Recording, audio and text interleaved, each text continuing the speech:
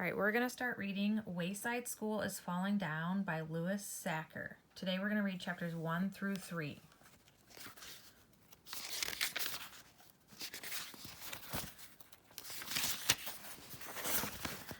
Chapter 1, A Package for Mrs. Jewls.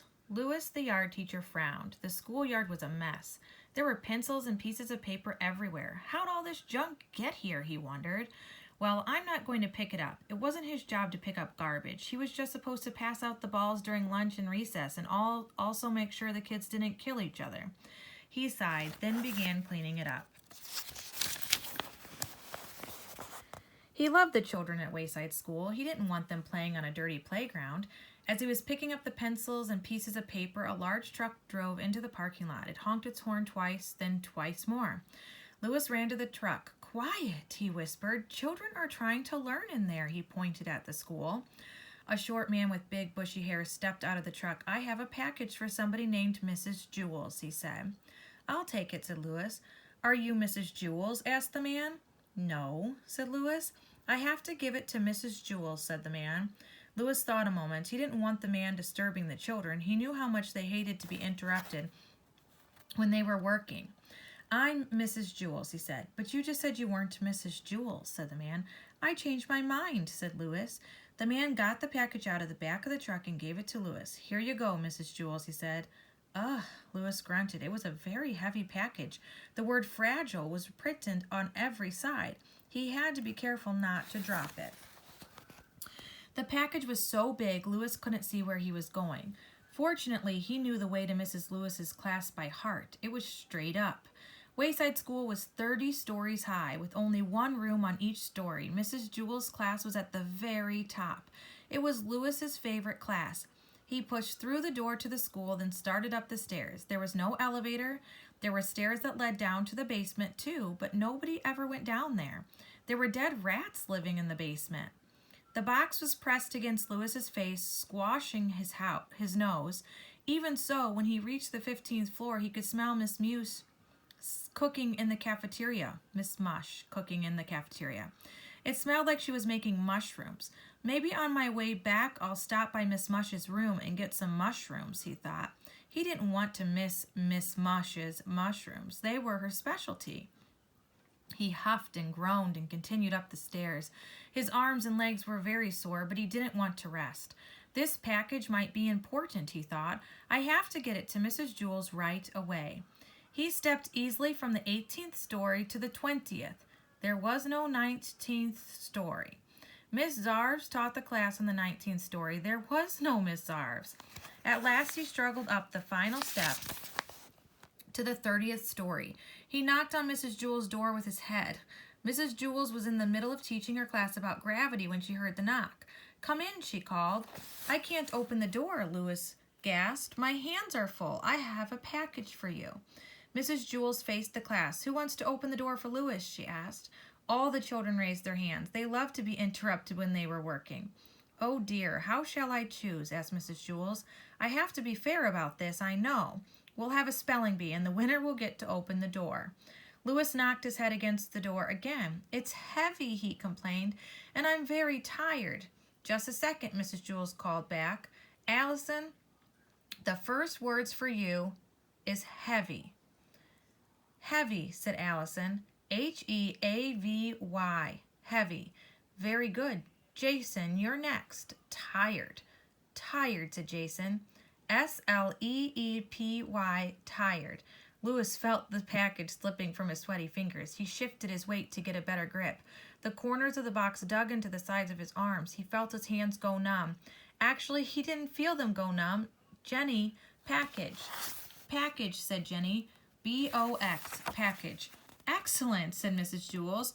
Lewis felt like he was going to faint.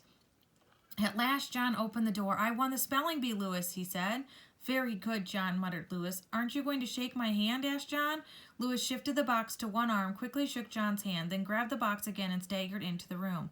"Where do you want it, Mrs. Jewls?" he asked. "I don't know," said Mrs. Jewls. "What is it?" "I don't know," said Lewis. "I'll have to put it down someplace so you can open it." "But how can I tell you where to put it until I know what it is?" asked Mrs. Jewls. "You might put it in the wrong place." So Louis held the box as Mrs. Jewls stood on a chair next to him and tore open the top. His legs wobbled beneath him. "It's a computer," exclaimed Mrs. Jewls. Everybody booed. "What's the matter?" asked Louis. "I thought everyone loved computers." "We don't want it, Louis," said Eric Bacon. "Take it back, Jack," said Terrence. "Get that piece of junk out of here," said Mauricia. "Now, don't be that way," said Mrs. Jewls. "The computer will help us learn. It's a lot quicker than a pencil and paper. But the quicker we learn, the more work we have to do," complained Todd. "You may set it over there on the counter, Louis," said Mrs. Jewls. Louis set the computer on the counter next to Sherry's desk. Then he collapsed on the floor. "Now watch closely," said Mrs. Jewls. Everyone gathered around the new computer. It had a full-color monitor and 2 disk drives. Mrs. Jewls pushed it out the window. They all watched it fall and smash against the sidewalk. "See," said Mrs. Jewls, "that's gravity." "Oh, now I get it," said Joe. "Thank you, Louis," said Mrs. Jewls. "I've been trying to teach them about gravity all morning. We had been using pencils and pieces of paper, but the computer was a lot quicker." Chapter 2. Mark Miller. Mrs. Jewls rang her cowbell. "I would like you to meet Mark Miller," she said. "He and his family just moved here all the way from Macedonia." Everybody stared at the new kid. He stood at the front of the room. His knees were shaking. He hated having to stand in front of the class. It was as if Mrs. Jewls had brought him in for show and tell. He felt like some kind of weirdo. He just wanted to sit at a desk and be like everybody else. But worst of all, his name wasn't Mark Miller. He was Benjamin Nushmut, and he had moved from Himpleton, not Macedonia, but he was too scared to mention that to Mrs. Jewls. He was afraid to correct a teacher. "Why don't you tell the class a little bit about yourself, Mark?" suggested Mrs. Jewls. Benjamin didn't know what to say. He wished he really was Mark Miller. Mark Miller wouldn't be scared, he thought. He'd probably have lots to say. Everyone would like him. Nobody would think Mark Miller was weird. "Well, I guess we better find you a place to sit," said Mrs. Jewls. She put him at the empty desk between Todd and Bebe. "Hi, Mark," said Todd. "I'm Todd. You'll like Mrs. Jewls. She's the nicest teacher in the school." "Todd, no talking," said Mrs. Jewls. "Go write your name on the blackboard under the word discipline." "Hi, Mark," said Bebe. "I'm Bebe Gunn." "Hi," Benjamin said quietly. He decided he'd have to tell Mrs. Jewls his real name at recess. He cringed. He didn't know why, but for some reason he had trouble saying his own name. "And what's your name, little boy?" an adult would ask him. "Benjamin Nushmut," he'd answer. "What? Benjamin Nushmut. What? Benjamin Nushmut. What? Benjamin Nushmut. What? Benjamin Nushmut. Oh, nice to meet you, Benjamin." He never knew what it was that made the person suddenly understand. When the bell rang for recess, everyone charged out of the room. Benjamin slowly walked to Mrs. Jewls' desk. Somehow he had to tell her. Mrs. Jewls was sorting papers. "Oh, hello, Mark," she said. "How are you enjoying the class so far?" "Fine," said Benjamin. "Good, I'm glad to hear that," said Mrs. Jewls. Benjamin shrugged and walked out of the room. If I had told her my name, she would have thought I was weird for not telling her sooner, he realized. He stood at the top of the stairs and looked down. Recess was only 10 minutes long. It didn't seem worth it to go all the way down and then come all the way back up. He didn't have any friends down there anyway. He had never been more unhappy in his whole life. He sat on the top step. "Mark Miller," he said out loud. It was an easy name to say. Mark Miller probably would have made lots of friends by now, he thought. Suddenly he heard a low rumble. Then the stairs began to shake. It felt like an earthquake. "This whole stupid school is going to fall over," he thought. He put his head between his knees. The rumbling got worse. "I'm going to die, and nobody will even know who I am," he worried. The new kid, Mark Miller, the weirdo. But it wasn't an earthquake. It was just all the kids running back up the stairs. "Hey, Mark, why are you sitting that way?" asked Dee Dee. "You look funny," said Ron. Benjamin looked up. "How come you weren't at recess?" asked Jason. "We looked everywhere for you." "Couldn't you find the playground?" asked Calvin. "It's just straight down," said Bebe. "You can't miss it." "But don't go in the basement," warned Sherry. "Whatever you do, don't go in the basement." "We'll go down together at lunch," said Todd. "That way you won't get lost." Benjamin smiled. He was glad everyone seemed to like him, or at least they liked Mark Miller. He wondered if they'd like Benjamin Nushmut, too. "The bell has rung," said Mrs. Jewls, standing in the doorway. "Now everyone get inside." She made Todd put a check next to his name on the board for being late. Mrs. Jewls handed a stack of worksheets to Damien and asked him to pass them out to the rest of the class. Benjamin looked at his worksheet. At the top right corner, there was a place to put his name. He didn't know which name to put there, Mark Miller or Benjamin Nushmut. He left it blank and started working on the first problem. Louis, the yard teacher, entered the room carrying a white paper sack. Benjamin forgot his lunch, he said. His mother just brought it. Who? Asked Mrs. Jules.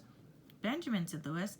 There's no Benjamin in my class, said Mrs. Jules. Are you sure? Asked Louis. It looks like a good lunch. I know the names of the children in my class, Mrs. Jules said indignantly. Well, I'll just leave it here until I figure this out, said Louis. He left the lunch on Mrs. Jules's desk and walked out of the room. Benjamin frowned. He looked at the white paper sack on Mrs. Jules's desk. He couldn't tell Mrs. Jules his real name now. She'd think he was making it up just to get a free lunch. He wrote Mark Miller at the top of his worksheet, but one of these days he knew he'd have to tell her his real name. Chapter 3. Beebe's Baby Brother. Mrs. Jules asked Damien to pass back the homework. Beebe Gunn waited nervously. Except for art, her grades had not been very good lately.